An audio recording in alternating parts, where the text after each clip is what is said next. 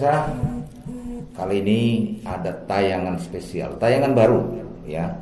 Namanya tayangannya adalah Hot Issue atau trending topik seputar Probolinggo dalam minggu ini ya. Bersama dengan pengamat versi CB News ya, Bung Udin ya.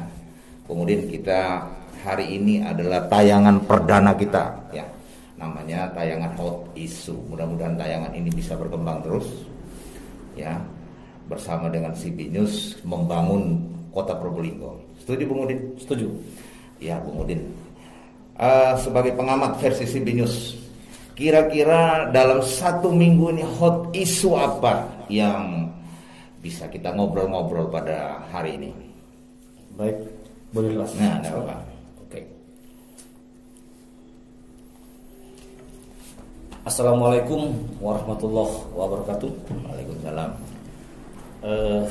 Isu yang paling menonjol dalam minggu ini adalah tentang tidak hadirnya 4 fraksi yang lagi banyak dibincangkan dalam undangan dalam dari undangan. kepala daerah atau wali kota Probolinggo di rumah dinas. Itu yang paling menonjol sekarang. Sepengamatan daripada Bung Udin ini ya, ini kira-kira seperti apa ini kok sampai ada undangan terus nggak datang? Seperti apa undangannya kira-kira Bung Udin? Kita awali begini. Lembaga DPRD itu adalah lembaga resmi, lembaga yang dilindungi oleh undang-undang, punya hak ya. ya. Dan DPRD ini setiap anggota juga punya hak, gitu ya. Nah, setiap undangan itu kan harus resmi, harus resmi. Kalau yang mau dibicarakan itu adalah sesuatu hal yang resmi, maka undangannya pun harus resmi. Kalau misalnya undangan itu dalam rangka hanya ngopi bareng atau apa, ya mungkin saja bisa saja pakai WhatsApp, enggak apa-apa. Tapi konteksnya tidak membicarakan hal-hal yang resmi. Itu. Nah, kalau konteks yang kemarin, kalau saya mengamati dari peristiwa ketidakhadiran dari 4 fraksi, ya, pertanyaan saya ini yang diundang ini personal seorang anggota DPRD atau fraksi yang diundang? Soalnya ini ada rilis masalahnya. Iya, rilisnya 3 fraksi hadir, 4 fraksi tidak hadir. Artinya yang diundang ini fraksi. Nah, kalau sudah fraksi berarti ya resmi. Sudah bicara. Yang mestinya undangan juga harus resmi. Karena apa? Fraksi itu punya pandangan umum, ada juga punya pendapat akhir. Setiap pembahasan yang ada di DPRD, baik itu raperda apapun, ya, termasuk tentang keluar PPAS, perubahan APBD, itu ya harus resmi. Karena DPRD ini lembaga resmi, jangan pakai WhatsApp gitu ya, cuma hanya WA. Iya. Soalnya ini setelah yang satunya rilis ketidakhadiran, terus yang tidak hadir merilis juga bahwa salah paham dan begini. Artinya jadi kan pertanyaannya begini. Rakyat yang bingung ini sekarang ini. Kan begitu. Pertanyaannya begini memang, Bung Luis, bahwa seurgent apa sih pertemuan di rumah dinas itu? Kok sampai ada rilis-rilis segala? Kalau nggak urgent ngapain dirilis? Kalau hanya sekedar minum kopi atau lobby-lobby politik lah. Karena jangan lupa DPRD itu adalah tempatnya politik, lembaga politik, termasuk wali kota, wakil wali kota itu jabatan politik. Ya ini akhirnya jadi. Ya akhirnya seperti ini. Ini ada komunikasi yang buntu ini, gitu. Yang harus segera dibuka ini. Kerannya harus dibuka. Kenapa jadi seperti ini? Jangan sampai permasalahan-permasalahan yang kemarin-kemarin itu terakumulasi jadi satu sehingga terjadi benturan-benturan antara lembaga DPRD dengan pemerintah daerah, dalam hal ini kepala daerah. Jangan sampai terjadi. Karena kalau sampai terjadi, yang mestinya DPRD Kota Probolinggo, khususnya kepala daerah, wali kota Probolinggo, itu belajar dari kejadian pada tahun 2015, di mana pembahasan perubahan APBD tidak dibahas oleh DPRD. Akhirnya apa yang terjadi? Pemerintah kota nggak bisa berbuat apa-apa karena perubahan-perubahan anggaran tidak bisa dilaksanakan sehingga mengacu ke APBD induk ke awal.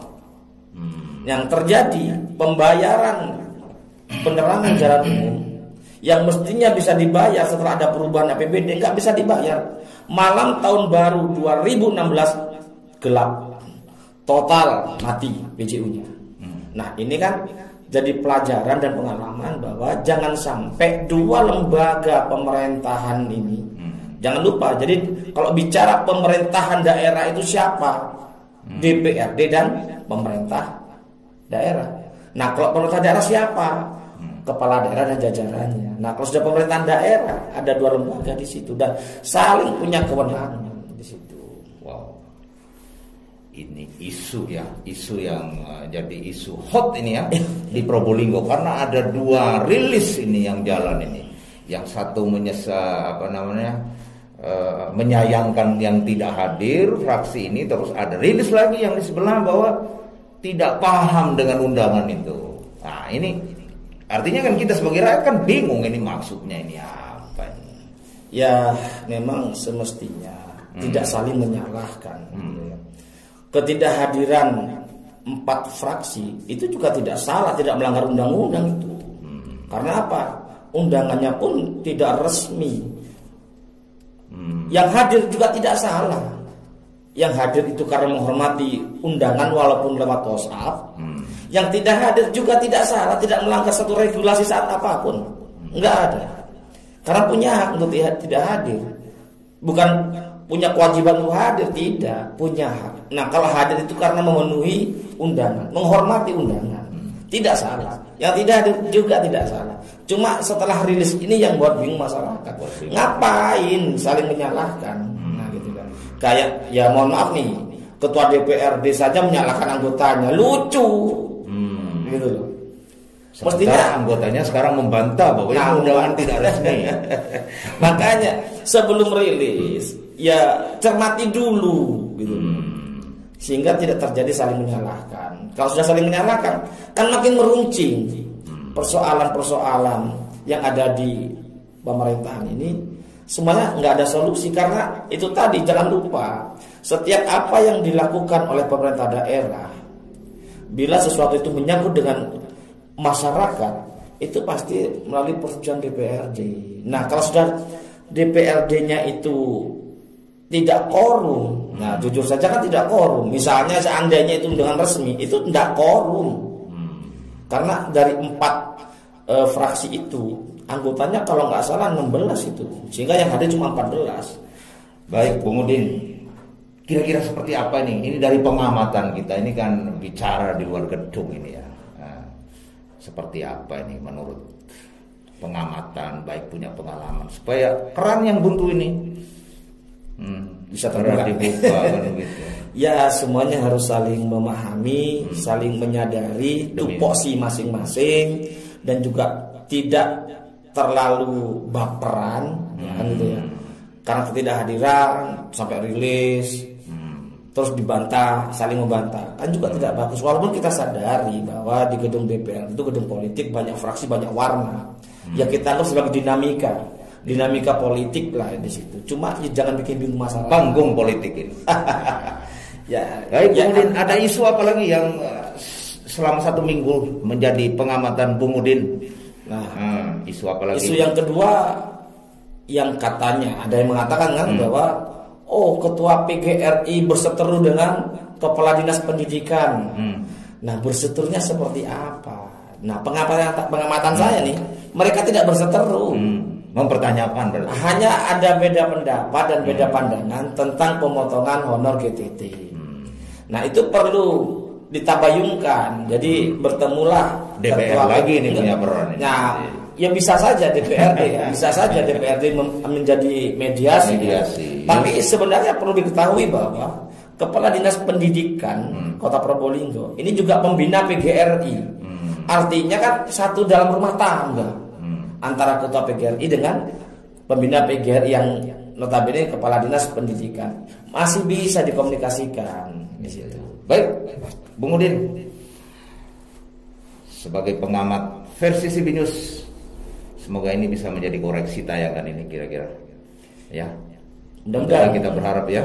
Mudah-mudahan Bekerja sama semuanya, terutama sekarang lagi menangani pandemi COVID ini ya.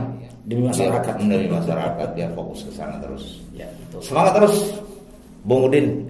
Ya, di tengah-tengah masyarakat bisa masih eksis menjadi pengamat ini tidak gampang masalahnya.